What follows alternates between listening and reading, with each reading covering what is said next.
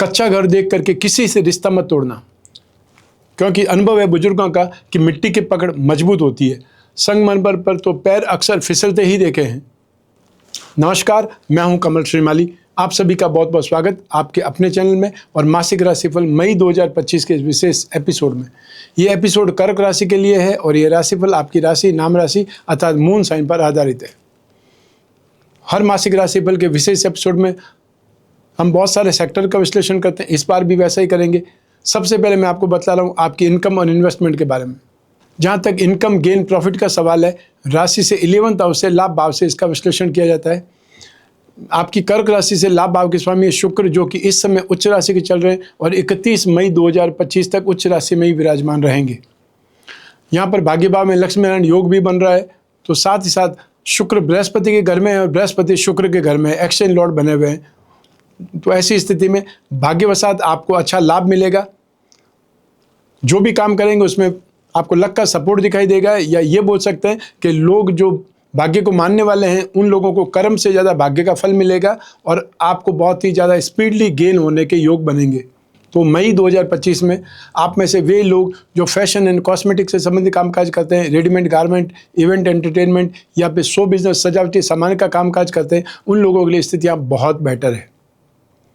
साथ ही साथ वे लोग जो टेक्निकल कामों में अपना योगदान देते हैं, सर्विस प्रोवाइडिंग सेक्टर से जुड़े हुए लोग हैं, वो चाहे केमिस्ट हो सकता है, मिस्त्री हो सकता है, प्लम्बर हो सकता है या इलेक्ट्रिशियन हो सकता है, जो भी सर्विस प्रोवाइडिंग सेक्टर से रिलेटेड लोग हैं उनका कामकाज बेहतर चलेगा, उनकी इनकम में इम्प्रूवमेंट आएगा, उनकी जो आय है आय में वृद्धि होगी या कोई न कोई सोर्स और डेवलप होगा।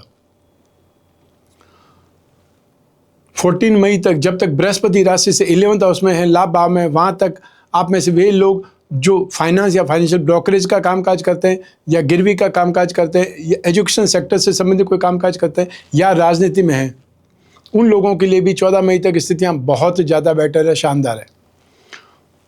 तो आप में से वे लोग जो जॉब में हैं तो यहाँ उनके लिए स्थितियां बेटर है, लेकिन 14 मई के बाद में आपके एक्सपेंसेस बढ़ जाएंगे और आप कंफर्टेबल जितने हैं आज की तारीख में उतने शायद नहीं रह पाएंगे। हाँ, शनि का ढैया आपको समाप्त हो चुका है। ये बात बोल सकते हैं कि अब आपको मेंटली एंग्जाइटी से, हैरेसमेंट से, तनाव से राहत मिलेगी। आप में वे लोग जो प्रोफेशनल्स हैं, यहाँ प्रोफेशनल्स का मतलब चार्टर्ड अकाउंटेंट से है, फाइनेंशियल ब्रोकरेज वाले लोगों से, एक्सपर्ट लोगों से है, और यहाँ पे टेक्निकल लोग जो इंजीनियर हैं उनकी बात कर सकते हैं, और यहाँ पे लॉयर की बात कर सकते हैं। आप सभी के लिए, प्रोफेशनल्स के लिए ये माह बहुत बेटर है। और यहाँ पर सूर्य जो ही अगली राशि में प्रवेश कर जाएंगे 14 मई 2025 को, तो एक साथ में दो चीज़ें होंगी। बृहस्पति आगे चले जाएंगे मिथुन राशि में और सूर्य वृषभ राशि में आ जाएंगे आपकी राशि से लाभ भाव में।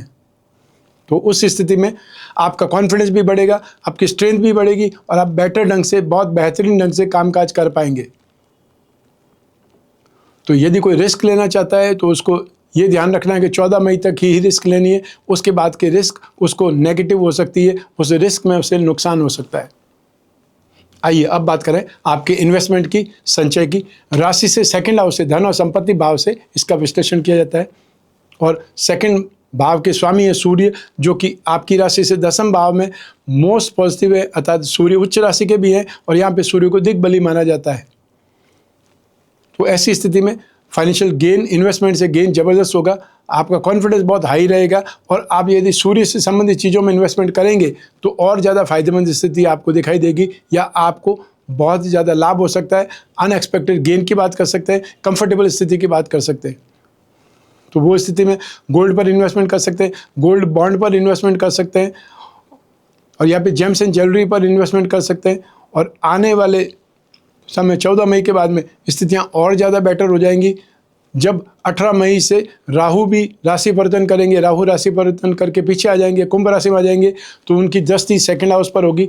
तो ऐसी स्थिति में आप में से वे लोग जो शेयर मार्केट के थ्रू इन्वेस्टमेंट करना चाहते हैं, उन लोगों को जेम्स एंड ज्वेलरी के स्क्रिप्ट में गवर्नमेंट का कोई भी बॉन्ड हो, उस बॉन्ड में आईटी सेक्टर की कंपनियों में, सॉफ्टवेयर सेक्टर की कंपनियों में या सिगरेट, शराब, तंबाकू से संबंधित कोई स्क्रिप्ट है उसमें इन्वेस्टमेंट करना आपके लिए बेहतरीन रहेगा, लाभदायक रहेगा। आइए अब बात करें आपके सुख की, परिवार के सुख की। राशि से 4th हाउस से, सुख भाव से इसका विश्लेषण किया जाता है। सुख भाव के अधिपति शुक्र हैं, जो कि केंद्र के स्वामी होकर के त्रिकोण में विराजमान है, उच्च राशि में विराजमान है। तो ऐसी स्थिति में आपके परिवार में समृद्धि बढ़ेगी, सुख शांति की बहार आएगी और काफ़ी समय के बाद में जो परिवार का माहौल है वो आपको बहुत ज़्यादा कूल कर रखेगा या आपको एक प्रकार से रिलैक्स कर देगा। तो आपके घर परिवार में लग्जरी बढ़ने वाली है, कुछ न कुछ सुख सुविधाएं बढ़ने के साधन आएंगे। वो चाहे एसी आ सकता है, कूलर आ सकता है, नया टीवी आ सकता है, नया व्हीकल आ सकता है, और या फिर ऐसा कुछ साज सजावट के तौर पर आप फर्निशिंग का इस्तेमाल करके अपने घर में 4 चांद लगा सकते हैं। तो वो स्थिति आपकी बनने वाली है। आपके पेरेंट्स के साथ में ट्यूनिंग अब अच्छी होगी। शनि का ढैया समाप्त होने के बाद में यों भी जो नेगेटिविटी थी, जो गलतफहमियां थी, वो अब दूर हो जाएंगी और वापस आपके परिवार में आपकी स्थिति अधिकार देने वाली या अधिकारों की यूज़ करने वाला, अधिकारों का उपयोग करने वाला व्यक्ति के तौर पर बन सकता है। आइए अब बात करें आपकी शिक्षा के सुख की, संतान सुख की। राशि से 5th हाउस से, शिक्षा भाव से इसका विश्लेषण किया जाता है और इस भाव के स्वामी है मंगल, जो कि आपकी राशि भाव में 1st हाउस में नीच राशि का होकर के विराजमान है। ऐसी स्थिति में आपका कंसंट्रेशन अपने एजुकेशन पर नहीं होगा, आप कोई दूसरी गतिविधियों में संलग्न हो सकते हैं। फ्रेंड सर्कल आपका कोई ऐसा मिल सकता है जो सब सहज सपाटा चाहता है, और या फिर जिनके अंदर जिम्मेदारियां नहीं है, वो लोग ऐसे हैं जिनके घर संपदा तो पड़ी है, उनको कोई जिम्मेदारी नहीं है। ऐसे लोगों से दोस्ती अगर हो गई आपकी तो आपका समय वेस्ट हो जाएगा और आपके एग्ज़ाम सर पर आ गए तो आपको कुछ भी पता नहीं होगा कि आपने कुछ न तो अर्न किया है, न आपने पढ़ा है, न आपने कुछ सीखा है।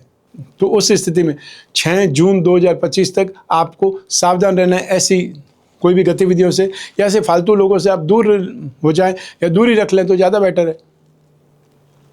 वैसे मई 2025 में आप में से वे स्टूडेंट्स जो फाइनेंस सब्जेक्ट लेकर के या लिटरेचर सब्जेक्ट लेकर के और ये स्पिरिचुअल लाइन से सब्जेक्ट लेकर के कोई स्टडीज़ कर रहे हैं, उनकी स्थिति बहुत बेहतरीन रहेगी। और यहाँ पे सेकंड स्टेप पे आता है राहु। राहु का मतलब आईटी सेक्टर है, राहु का मतलब कोई एविएशन है, रिसर्च फील्ड है, उससे संबंधित जो भी कामकाज या जो भी सब्जेक्ट लेकर स्टडीज़ कर रहे हैं उनके लिए स्थितियाँ बहुत बेटर है।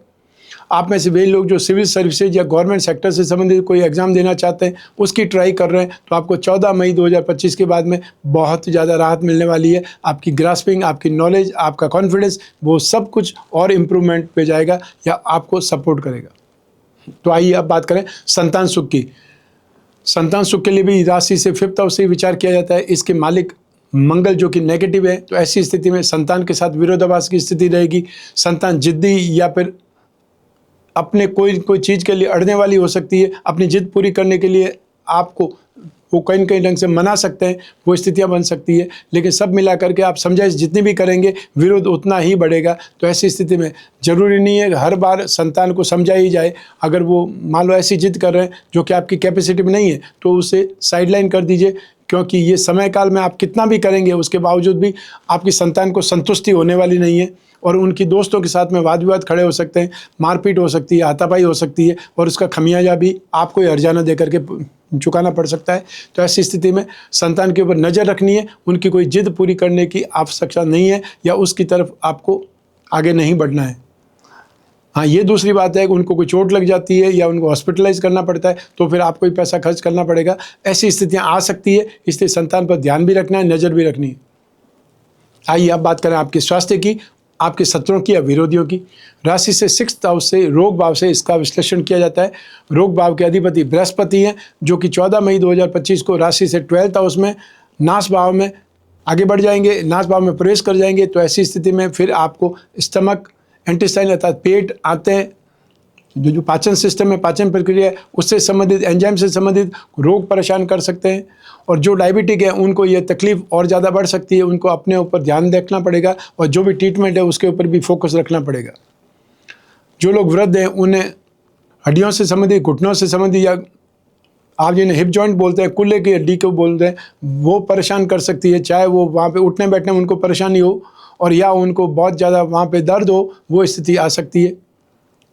साथ ही साथ वे महिलाएं जो गर्भवती हैं उनको 14 मई के बाद में अपनी बहुत ज़्यादा देखभाल करने की आवश्यकता पड़ेगी। उनको अलर्ट रहना पड़ेगा और उनको कोई भी डॉक्टर ट्रीटमेंट है उसको अवॉइड नहीं करना है। डॉक्टर ने जो आपको सलाह दी है या जो आपको शिक्षा दी है, जो आपको बताया गया है, उन पर आपको 100% पालन करना है, अन्यथा फिर प्रॉब्लम खड़ी हो सकती है, नुकसान हो सकता है, रातों रात हॉस्पिटलाइज होना पड़ सकता है। और वैसी स्थिति नहीं चाहिए। तो अपने ऊपर थोड़ा सा कंट्रोल रखें, अपने को खान पान पे ध्यान रखें और जो जो एक्टिवनेस है उस पर थोड़ा सा कंट्रोल रखने की आवश्यकता है, क्योंकि ज़्यादा एक्टिवनेस में आप अगर फिसल गए या आपको चोट लग गई तो फिर स्थिति नेगेटिव हो सकती है, और नेगेटिव स्थिति में हमको जाना नहीं है। आइए अब बात करें आपके शत्रुओं की, विरोधियों की। तो मई 2025 में और स्पेशली 14 मई 2025 के बाद में आर्थिक लेन देन को लेकर के बहुत सावधान रहें। जिसको आपने पैसा उधार दिया है आपको उस पर बड़ी तकाजा करना है, और जिससे आपने उधार लिया है उसको भी वापस चुकाने के लिए कमिटमेंट को पूरा करना है, क्योंकि ये आर्थिक लेन देन में विवाद परेशान कर सकता है। आपकी जो साख है, गुडविल है, उसको ताड़ ताड़ कर सकता है। तो ऐसी स्थिति में ध्यान भी रखना है। और यदि आपने फाइनेंशियल इंस्टीट्यूशन से ही लोन लिया है तो भी आपको उस चीज़ के ऊपर ध्यान रखना है कि समय पर आपकी इंस्टॉलमेंट जानी चाहिए, और नहीं तो फिर वहाँ से फ़ोन आना या लोग आपके घर पे दरवाजे पर आकर खड़े हो जाएंगे, वो आपकी इंसल्ट होगी या आप उस चीज़ को सहन नहीं कर पाएंगे, एक्सेप्ट नहीं कर पाएंगे। आइए अब बात करें आपके गृहस्थ सुख की, दाम्पत्य सुख की। राशि से सप्तम भाव से इसका विश्लेषण किया जाता है। सप्तम भाव के स्वामी है शनि, जो एक केंद्र के अधिपति होकर के त्रिकोण भाव में स्थित है। ये राजयोग की स्थिति है, और सप्तम भाव पर मंगल की दृष्टि है, और साथ ही साथ बृहस्पति की दृष्टि है। मंगल यहाँ पर नीच राशि के। ऐसी स्थिति में क्रोध, आवेश, जोश, जुनून ये सब कुछ देखने को मिलेगा। लेकिन जब तक बृहस्पति की दृष्टि है वहाँ तक तो हालात फिर भी नियंत्रण में रहेंगे। बृहस्पति जो ही 14 मई को अगली राशि में पहुँच जाएंगे, अर्थात मिथुन राशि में चले जाएंगे, राशि से 12th हाउस में नाश भाव में चले जाएंगे, तो जो दृष्टि पड़ रही है सप्तम भाव पर वो हट जाएगी। तो फिर ऐसी स्थिति में मन मुटाव ज़्यादा होंगे, आर्ग्यूमेंट ज़्यादा होंगे, बहसबाजी ज़्यादा होगी, और सुख की जगह सुख में बाधा की स्थिति आ जाएगी, असंतुष्टि व्याप्त हो जाएगी। वे लोग जिनकी शादी की बातचीत चल रही है वो बातचीत 14 मई तक अगर सॉल्व हो जाती है, सेट हो जाती है, फिक्स हो जाती है तो ठीक है, अन्यथा फिर आपको वापस 18 अक्टूबर 2025 से 5 दिसंबर 2025 के बीच में ही वापस वैसी स्थिति आएगी जहाँ पर आपके सगाई संबंध फाइनल हो सकते हैं। जब बृहस्पति उच्च राशि के होंगे, अतिचारी होकर के उच्च राशि होंगे, उसकी समय की बात मैं आपको पहले ही बता रहा हूँ। आइए अब बात करें उन लोगों की जिनके जीवन में कोई गहरी फ्रेंडशिप है, या वे लोग जो प्रेम प्रसंगों में हैं, या कोई न कोई रिलेशनशिप में।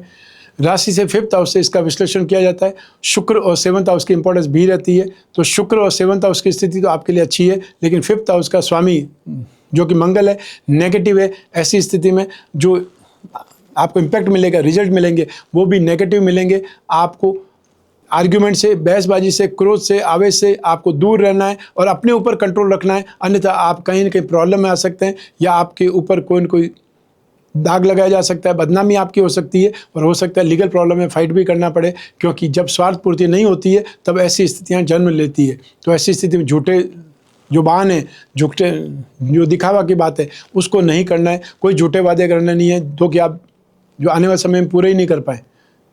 तो आपको मर्यादा वाला व्यवहार रखना है, अपने ऊपर ध्यान रखना है, कंट्रोल रखना है। आपका फ्रेंडशिप है, इसका मतलब आपको अधिकार नहीं मिल गया उनको डांटने का या उनको समझाने का। सामने वाला खुद अगर चाहता है कि कोई उसे समझाए तो समझाना चाहिए। आप गार्जियन बनने की कोशिश नहीं करें, फ्रेंड्स बने रहें तो ही ठीक है। तो आपको 6 जून 2025 तक बहुत सावधानी के साथ में अपनी फ्रेंडशिप को चलाना है, अन्यथा उसमें विवाद खड़ा हो सकता है। आपने बहुत मुश्किल से जो विश्वास कमाया वो आप खो सकते हैं। आइए अब बात करें हाउसवाइफ की अथवा गृहिणियों की। मई 2025 में आपको अपने ऊपर नियंत्रण रखना है, सेल्फ कंट्रोल रखना है, क्योंकि मई 2025 में आपके घर परिवार वाले, संतान से, अपने पति से आपको आर्ग्यूमेंट का सामना करना पड़ सकता है, या बार बार बहसबाजी का सामना करना पड़ सकता है। वो स्थिति विवाद की हो सकती है, तनाव की हो सकती है, जो आपको हेल्थ वाइज भी प्रॉब्लम में ला सकती है। तो ऐसी स्थिति में आपको मई 2025 में बहुत ज़्यादा समझदारी दिखानी पड़ेगी। जहाँ पर कोई भी प्रॉब्लम है, जहाँ पर हमारी ज़रूरत नहीं है बोलने की, वहाँ से साइडलाइन हो जाए, वो ज़्यादा बेटर है। हम 100% समझदार हैं, हम बहुत दूसरों से बहुत ज़्यादा कैपेबल हैं, उसके बावजूद भी समय जब अच्छा नहीं है, भाग्य जब साथ नहीं देता है, तो आपको साइडलाइन ही रहना ज़्यादा बेटर है। और यदि फिर भी ज़बरदस्ती कोई पूछे नहीं तुमको आंसर देना ही है, तो फिर एक छोटे से सेंटेंस में अपनी बात पूरी करके वहाँ से हट जाइए, ज़्यादा बेटर है। आइए अब बात करें आपके जॉब, आपका प्रोफेशन, कैरियर या बिजनेस की। और इन सभी के लिए एक ही भाव जिम्मेदार है, वो है राशि से 10th हाउस, अर्थात आपका कर्म भाव, प्रोफेशन भाव। और इस भाव के अधिपति नेगेटिव है। एक ग्रह नेगेटिव होने से यहाँ पे कितनी जगह पे उसका इम्पैक्ट आ रहा है वो आप सोच सकते हैं।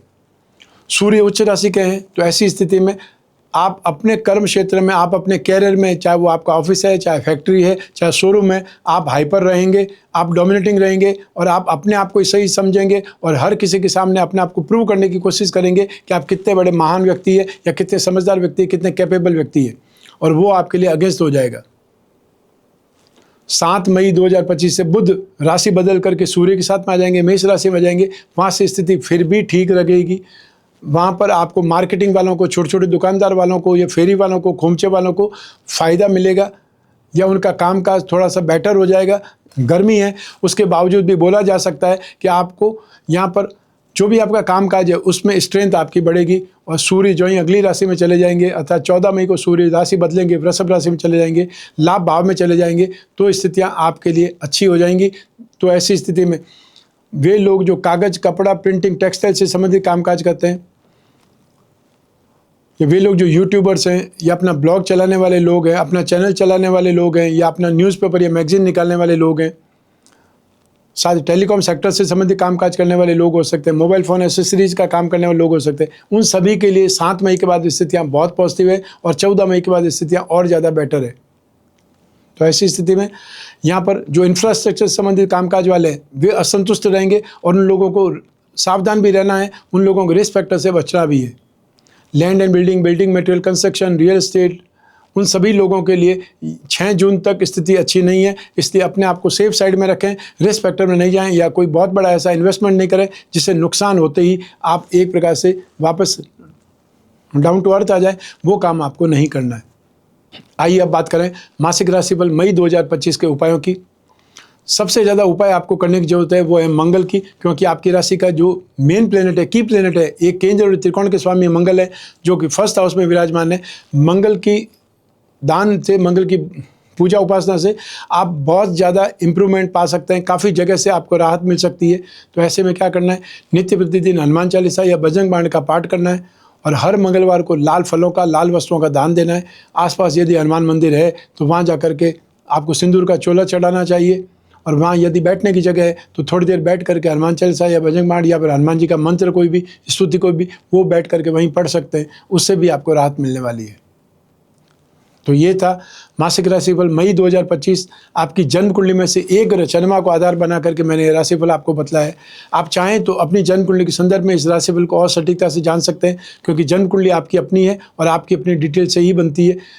जो भी प्रश्न हैं वो आपकी जन्म कुंडली के संदर्भ में पूछेंगे तो ज़्यादा सटीक आंसर आएंगे, क्योंकि दशा सबसे ज़्यादा फल करती है। जो आपकी बाई बर्थ से कैलकुलेशन स्टार्ट हुई है, वो आपके जीवन में क्या गुल खिलाने वाली है, वो दशा कौन सी ग्रह की दशा है, कौन से भाव की दशा है, उस पर सबसे ज़्यादा इम्पैक्ट होता है। और सेकंड इम्पैक्ट होता है आपकी कुंडली में जो योग या दुर्योग है। तो आपको जब भी जिज्ञासा हो अपनी कुंडली विश्लेषण की, आप कोई भी कंट्री या कोई भी शहर में रहते हो, अपने घर बैठे हुए अपनी कुंडली विश्लेषण करवा सकते हैं। इसके लिए स्क्रीन पर दिए हुए नंबर पर संपर्क स्थापित करना है या व्हाट्सएप नंबर पर मैसेज ड्रॉप करना है। हमारे टीम मेंबर्स आपसे संपर्क करके अपॉइंटमेंट फिक्स करेंगे, आपसे बात कराने तक जिम्मेदार बने रहेंगे।